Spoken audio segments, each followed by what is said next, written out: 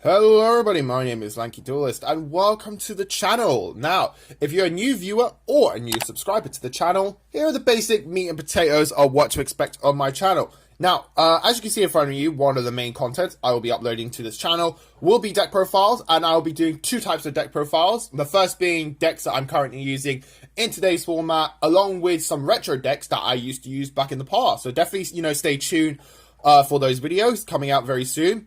Also, as well, I'll be doing some Duel Links videos, some pack openings, and some collabs with my friends where we talk about, some of our favorite decks in the whole of Yu-Gi-Oh!, some of our hated decks or cards in the whole of Yu-Gi-Oh!, and even review the anime itself if you want to hear us talk about that. Maybe talk about some of our favorite episodes of all the Yu-Gi-Oh! Series, along with some of our hated Yu-Gi-Oh! Episodes from, the entire series itself. So again, do click the subscribe button if you want to see that content in the future. But for now, let's get back to the main topic of today's video, which is a deck profile on my Red Dragon Archfiend.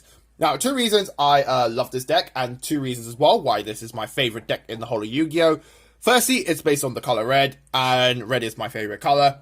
Secondly, the deck is based around dragons. I love dragons inside of Yu-Gi-Oh! And outside of Yu-Gi-Oh! So you put two and two together, so you can already see why I love this deck as a whole. So yeah, anyways, enough of me talking. Let's crack on with this deck profile. We're starting off with the main starter of the deck, and that is free Crimson Resonator. So yeah, he is your starter for the deck. He can special summon himself from your hand if you have nothing on the field itself. And then if you have a Dark Dragon Synchro monster on the field, you can summon two Resonators from your deck. So already off the bat, being able to get those extra tuners onto the field so then you can synchro climb a bit more quickly is absolutely amazing, and it's something the deck 100% needed, no doubt about that. The moment I saw this card pop up on Yu-Gi-Oh! Organization, I was so happy that Konami made a card like this, because again, Red Dragons definitely deserve this. And yeah, it kind of makes them, okay, I wouldn't say competitive, but at least a nice, maybe a good rogue option. I'm not sure if I'm pushing the boundaries or not, but I feel like it could be a decent rogue contender if, played and built the right way itself. And maybe, I don't know, maybe this build might make the deck rogue and make it, maybe, I don't know, top of locals or YCS as a whole. I know it's, thinking way outside the box, but you never know, it might actually. It's up. So yeah, anyways, moving on to the next card, that is Red Resonator. I used to play him at 3, but I don't feel like you want to play him at 3 anymore. If anything, you rather just have Crimson Resonator in your hand rather than seeing Red Resonator, because again, Crimson Resonator allows you to summon those two additional Resonators from the deck. For example, Red Resonator is a good example, and pretty much Red Resonator does combo well with Crimson Resonator through that special summon effect, because if this card is special summon, you could target one monster in the field and then basically gain life points equal to that monster's attack. So say, for example, you have a nice beefy Calamity on the field, target Calamity, and then you basically gain 4,000 life points, and your opponent's going to have a tough time getting over, firstly, your Calamity, and then getting your life points down to 0 as a whole. So yeah, and then also as well, he has a great normal summon effect, where if he's normal summon, you can special summon a level 4 or lower monster from your hand to the field. So again, it's not a bad effect. It's a great backup option to have alongside Crimson Resonator in case you don't have him in your hand. So yeah, that's why I play 2, because again, it's a good opening card still, and you want to special summon it off the Crimson Resonator as a whole. Next card we play in the deck is triple Synchron Resonator. I used to play Chain Resonator as an additional level 1 Resonator in this deck. However, I did take it out, and I'll explain later why I took it out. But Synchron Resonator is, an absolutely fantastic card. Being able to special summon himself if you have a Synchro on the field. And then if he's sent to the graveyard, you can then add a Resonator from your graveyard back to your hand. And we all know recycling is good for the planet. And being able to recycle those Resonators really does help. So then you have something for your next turn plays. And then for the final Resonators, we play 2 Creation Resonator. Again, just like Synchron Resonator, however, you have to have a level 8 or higher Dragon Monster on the field to special summon him from your hand. And then also as well, him with Red Rising equals Abyss, so you can go into Abyss a bit more quickly, rather than having to go, the Red Rising Dragon route, special summon the level 2 Synchro, then summon the Synchron Resonator, and then go into Abyss itself. Again, Creation Resonator just instantly syncs up with Red Rising and goes into Abyss itself, because Abyss does state you don't need a Red Dragon to summon him. You just need a Dark Dragon monster, Dark Dragon just a Dark Dragon on the field, I think it is, or a Dark Dragon Synchro. Let me know in the comment section if I'm right or wrong itself, but yeah. Anyways, another fantastic card for the deck, and again, it also helps to go into your level 12s synchros as well. So yeah, that's it for the Resonators for the deck. Next, we play, for the final tuners, we play 2 Effect Veilers. The reason I play 2 Effect Veilers is, like I mentioned earlier, this is the reason I don't play Chain Resonator. Bane specifies 2 level 1s. He doesn't specify 2 level 1 Resonators. So right off the bat, there, like, you know, you can actually make this a target for Bane. And also Effect Veiler does, you know, negate a monster effect, and I feel like it's important to have like some sort of like negation effect to go along with Abyss, so then, you know, you can actually protect him. And I feel like Effect Veiler pretty much fits the bill, basically. And also, this is a very biased opinion, actually. I prefer Effect Veiler actually over Ash Blossom. Now, a lot of you are going to say Ash Blossom is an amazing card, and I'll admit Ash Blossom is an amazing card, but Effect Veiler just works so well for this deck. It just, like, again, it just, you know, fits the deck perfectly. And plus, like, you know, if I need to negate a spell card, I've got Abyss to do that. So having just that Effect Veiler just to negate the monster effect just really does help out, and makes me not need to play, you know, Ash Blossom, because this deck is very tight on monsters. So, you know, I had to cut something out, and unfortunately the Ash Blossoms had to go out if they were the Effect Veilers. But yeah, do play Ash Blossoms if you want to, but I prefer Effect Veiler for this deck as a whole. So yeah. Next, for the non-tuner monsters, we play 3 Wandering King. Yeah, this with Crimson Resonate equals your Red Rising without even a normal summon, and you have that normal summon in your back pocket in case, I don't know, something catastrophic, you know, happens to your play. But yeah, like I mentioned, if you have a Resonator on the field, you can special summon him. He's a level 4, he's a dark, so you can, you know, banish him for a lure, but you don't really want to be doing that, in my honest opinion. You really want to have him in your hand, so then you can actually go into your Red Rising. Also, he's got a graveyard effect. You can banish him and then add 1 Resonator with 1,500 or less attack from your deck to your hand, which is, again, another amazing card. It allows you to get those Resonators to your hand for your next plays itself. Next, we play 2 Red Familiar. Yeah, another amazing card. I might bump him up to 3, actually, because, again, he's a very good, solid top deck option. If you summon him, you contribute him and summon 1 Dark Dragon monster from your graveyard to the field.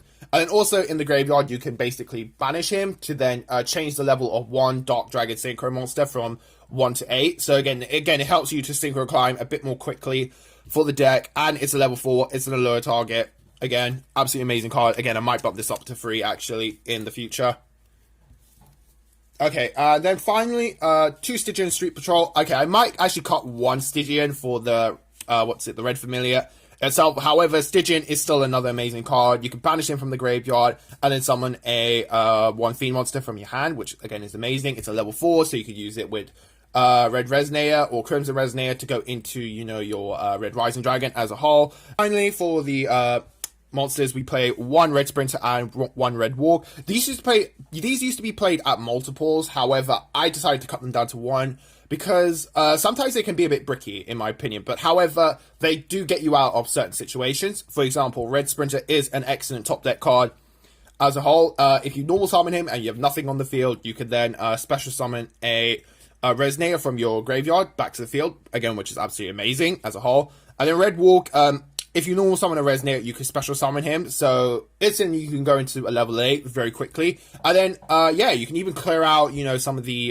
problematic cards, such as Dark Lord. That's a good example right there, because, again, you could just go into your Scarlight a bit quicker with Red Walk and then just nuke the field, so you don't have any, like, problematic cards on the field itself. So, yeah, that's why I play them at 1. They just help me to get out of sticky situations as a whole, and I feel like, you know, this has been working for me as well. Now, onto the spell cards, we, of course, play the 3 Resonator cores. This is pretty much a staple. If you're not playing 3 Resonator core, there's definitely something wrong about that, because you have to definitely play this card at 3, because being able to get to your Crimson Resonator as quickly as you can is essential for this deck, because Crimson Resonator basically equals all your plays as a whole. So yeah, that's why I play 3. You want to see Crimson Resonator, or if you need another Resonator, you see it much, much quicker. And then, one of I play is 1 Resonator Command. This, a lot of people play this at 2 or 3, but I prefer it at 1. Again, like Red Walk and Red Sprinter, it gets me out of a sticky situation, but at the same time, I really don't like its effect where you have to discard, a Resonator from your hand to the graveyard and add a level 4. If it just said you could activate this, add a level 4 Fiend, this would be amazing, and again, it would be amazing Fiend support for like, you know, the Archfiend archetype, for example, because that definitely needs support 100%. But again, I just don't like the discard effect, so that's why I pretty much play it at 1. But again, you know, if I open up with a bad hand, this kind of, you know, sometimes helps to fix hands as a whole, so that's why I play it at 1. And then, this is going to be controversial. I play 3 Pot Desires. No, yeah, this is the controversial bit. I feel like Pot Desires is a staple in every deck. Just being able to get the +1 is, again, absolutely amazing. And for me, most of the time, banishing the 10 cards always helps me, because I always banish cards that I don't want to be top decking, you know, in the later game itself. So, yeah, that's why I max out at 3 itself. I'll be very sad the day this either gets banned or goes to 1, because, you know, I love 3 Pot Desires. Again, it's just a nice, good, consistent card. I always want to see this in my opening hand, so I can get that +1, because I've always been a big fan of, like, you know, opening 6 cards going first, but then they changed it to 5. Pot Desires basically fixes that for me as a whole, so yeah.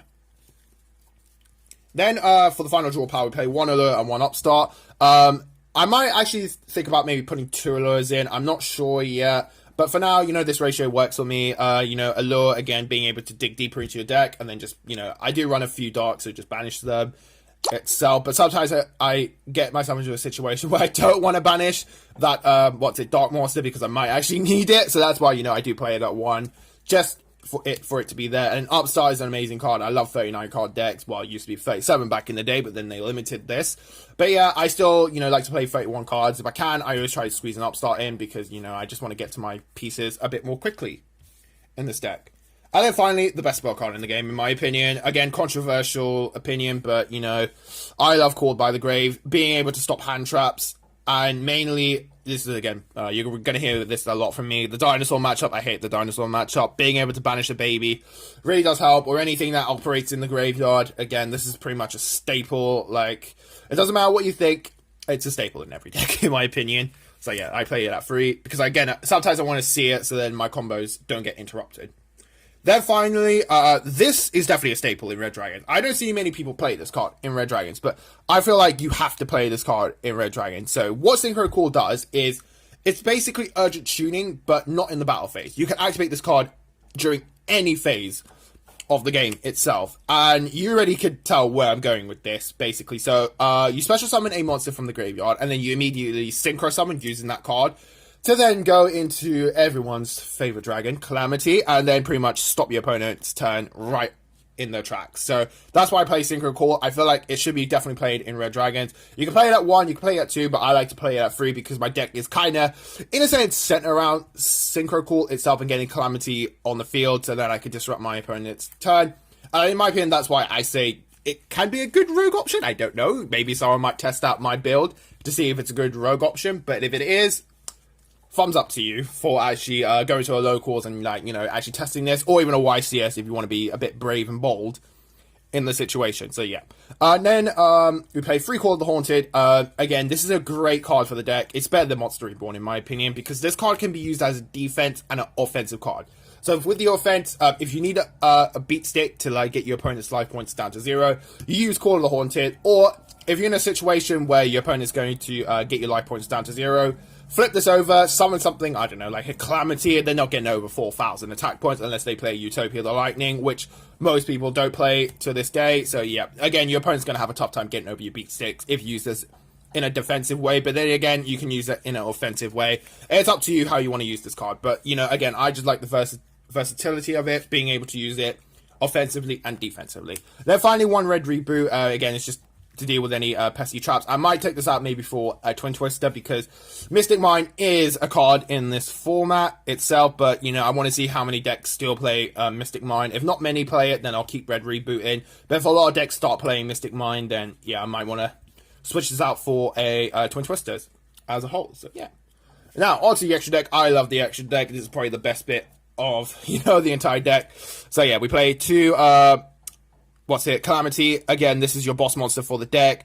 Being able to, you know, negate, stop your opponent from activating any effects during either your turn or their turn is absolutely amazing. 4,000 beat stick. Being able to inflict damage to your opponent if it destroys a monster by battle. And then being able to be a bit of a floater to revive a level 8 or lower dragon monster from your graveyard is, again, absolutely amazing for this deck. Then we play one Bane. Yeah, I don't see myself wanting to play multiples. Like, the only reason I would play multiples is to main deck Extravagance, because I don't want to banish the Bane off the Extravagance. And most of the time, I normally summon him if I'm going for game, basically, because his effect allows you to tribute a monster, then summon a red dragon from your graveyard to the field itself. Again, an amazing card, but again, I just don't really see myself summoning him that much unless I'm going for game, or it's the later game and I need beat sticks on the field. If he had, like, maybe, I don't know, some sort of negation effect, I would summon him, definitely, but he doesn't have much protection, so that's why I don't want to summon him that much, and I want to keep him for that clutch last minute going for gameplay itself. Next, we play two Abyss. Abyss, along with Calamity, are my favorite dragons in this deck itself. I love Abyss. Being able to negate a monster effect or like a spell or trap is absolutely amazing. He's 3,200 attack. Your opponent's going to have a tough time getting over him. He was, and also as well, he was used in the, I think it's Archfiend, combo, where you just like summon him off Archfiend, and your opponent, again, is just going to have a tough time getting over him because he's 3,200 and he negates a monster effect as a whole. Then for level 8, we play two Scarlight Red Dragons, and then the one Hot Red Dragon Archfiend. The reason why I played this ratio is Hot Red Dragon Archfiend can be very helpful if I'm going up against a monster that has more than 3,000 attack points, because he pretty much destroys all attack position monsters. Sorry about that. And Scarlight, he destroys everything on the field that's under 3,000. So that's why, you know, again, I played this ratio because I might need that Hot Red Dragon to get rid of something. For example, a good example is when you Nibiru, your opponent, they're going to have a monster with, like, you know, tons of attack points. Hot Red Dragon just gets rid of that problem for me, so I don't have to deal with it ever again. Then for the level 6, we play 3 Red Rising. This card is absolutely amazing, and it's so good. Konami made this card for Red Dragons because, again, it allows you to go into your level 8. It allows you to go into, well, technically saying you're level 9 as well if you use Creation Resonator with Red Rising Dragon as a whole. Again, fantastic card. I can't say much. And also it has a graveyard effect as well. Yeah, what more can you ask for from this deck? And then finally, another level 6 I'm playing is Red... Actually, let me put it up here. I'll put it up here. I'm playing one Red Wyvern because a secondary field that I like to make sometimes is Abyss with Red Wyvern, and then have that Effect Veiler in my hand, you know, it's like another negation. Again, Red Wyvern allows you to pop a monster with 2,400 or more attack points, so it's a nice good disruption at the end of the day. It's not the best disruption, but sometimes you need a field of disruptions, and Red Wyvern comes in handy itself. And then finally, I'm playing a little, Clear Wing / Crystal Wing package. So I'm playing the one Crystal Wing, of course, and then I'm playing Clear Wing Fast Dragon and Clear Wing Synchro Dragon. Sometimes I end up in this situation where, you know, I have, I have, like, the Creation Resonator along with, like, a level 4 monster, and, like, you know, I can't really go into a Red Dragon or a Red Rising, so I need to go into a level 7. So I said to myself, what's the best level 7 in the game? And that is Clear Wing and Clear Wing Fast Dragon. They're absolutely amazing. They're disruptions, they can negate monster effects. Whereas, well, Clear Wing Fast Dragon negates a extra deck monster. Clear Wing negates all level 5 or higher monsters. So again, nice good disruptors for the deck. And then also as well, if you have like a, not Creation Resonator, Synchro Resonator, you can then just special summon it and then go into Crystal Wing.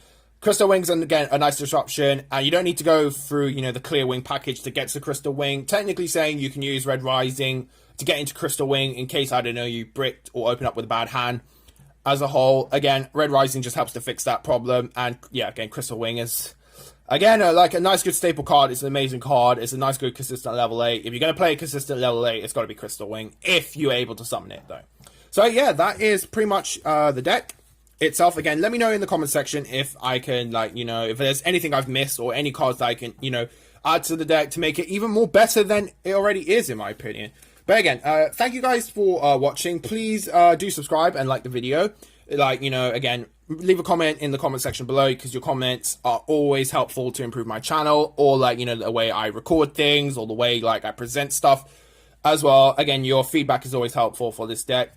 And again, thank you guys for watching. I hope you enjoyed it. I really enjoyed, you know, deck profiling this deck, because again, it's one of my favorite decks in the whole of Yu-Gi-Oh! And I will keep this deck until, you know, I'm a middle-aged man sitting in my retirement home as a whole, because again, I love red, I love dragons. Put 2 and 2 together, it's a no-brainer why I love this deck. So yeah, thank you guys for watching. Please do please do subscribe to the channel, as I've already mentioned earlier, and I will see you in the next video.